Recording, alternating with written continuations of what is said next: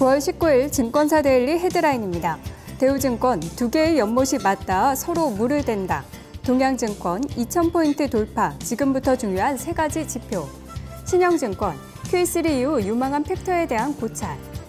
삼성증권 레알 마드리드, FC 바르셀로나. 신한금융투자 국경절 중국의 지갑이 열린다. 토러스투자증권 정의로운 주식이란 무엇인가. 하나대투증권 2000포인트 안착과 펀드 환매 일단락은 닭과 계란의 관계.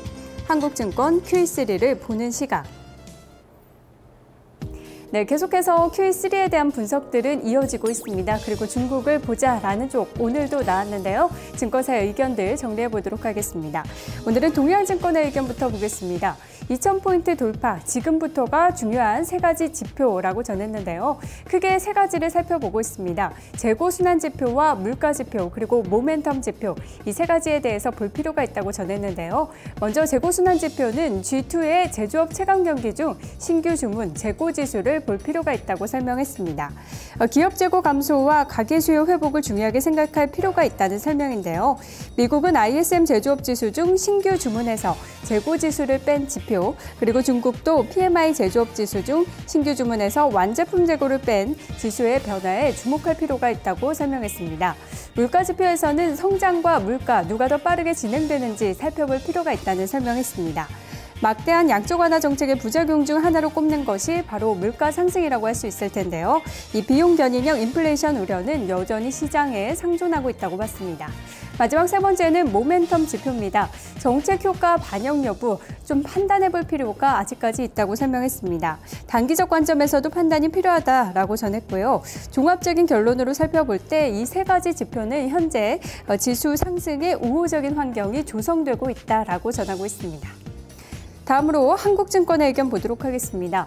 Q3를 보는 시각, 버냉키의 의지에 대해서 전하고 있습니다. 버냉키의 의도는 일정 수준의 인플레이션을 용인하는 조치다라고 설명하고 있습니다. 불태화도 하지 않았고 또 기간도 정하지 않은 생각보다 강한 3차 양적 완화가 나왔다라고 전했는데요.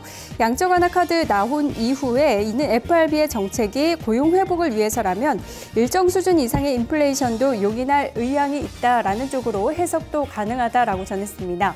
하지만 또 연준의 MBS 매입에 대한 기대 효과도 함께 살펴보고 있는데요. 이번 Q3의 특징은 국채가 아니라 에이전시 MBS를 매입한다는 것이라는 점에서 인플레이션에 대한 우려는 상대적으로 조금 덜하다고 분석을 했고요. 실물 경기 부양 효과가 클 수 있다고 보고 있습니다.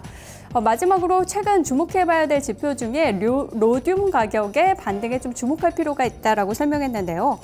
이 금속은 자동차의 촉매제로 사용되고 또 금융상품이 없어서 유동성에 휘둘리지 않는 지표가 되기도 합니다.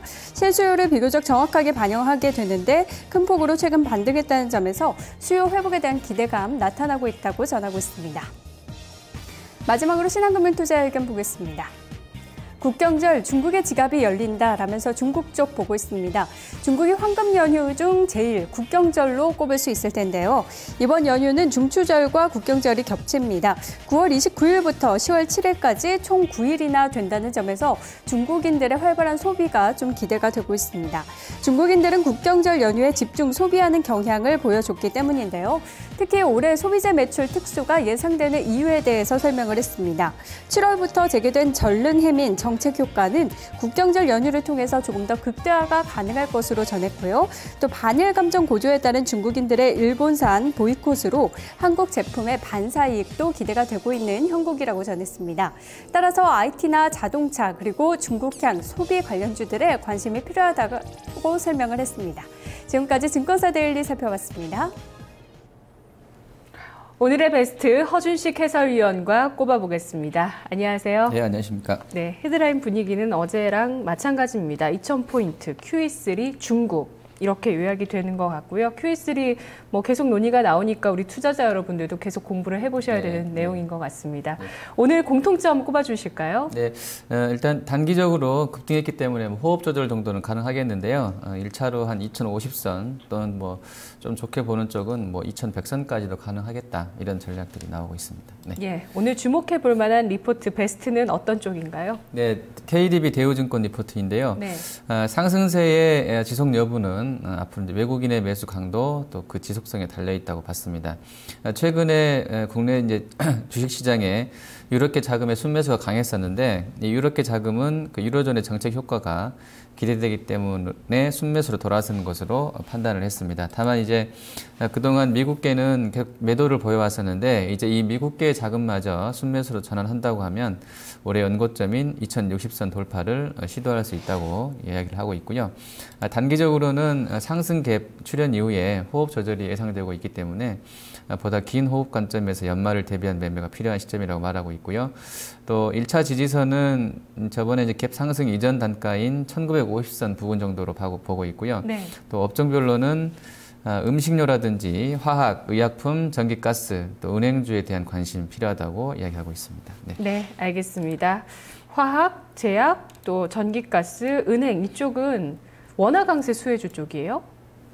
아니요, 뭐 꼭 그렇게 네. 분류한 것 같지는 않고요. 예. 뭐 글쎄 기존에 IT랑 자동차는 빠져 있는 거 본다 그러면 네. 아마 조금 그 이전 상승 국면에서 좀 제가 추측하기로 뭐 소외됐던 쪽들 좀 보자하는 것 같고요. 그리고 예. 전반적으로는 뭐 소비재 쪽보다는 소비재가 쏠려 있지는 않고요. 전체적으로 섹터별로 조금 섞어서 좀 들어온 것 같습니다. 네, 네, 알겠습니다. 분석 고맙습니다. 네, 감사합니다. 잠시 후에 뵙겠습니다. 오늘의 베스트 KDB 대우증권, 오늘도 대우증권의 리포트입니다. 미국계의 매수세가 들어온다면 2000포인트, 2060포인트 돌파는 무난하다는 분석이고요. 긴 호흡으로 갭 메우기 과정을 지켜보면서 진입시기 노리면서 연말까지의 장세를 대비하자는 의견이었습니다. 자, 이제 오늘장 11분 정도 남아 있는데요. 현재 예상 체결 지수 확인하겠습니다. 양대 지수 상승세 예상됩니다. 코스피는 하락을 보이다가 현재 반등 0.07% 상승한 2006.42포인트, 코스닥은 0.17% 소폭의 상승 0.89포인트가 오른 524.41포인트 출발 예상되고 있습니다. 잠시 후에 뵙겠습니다.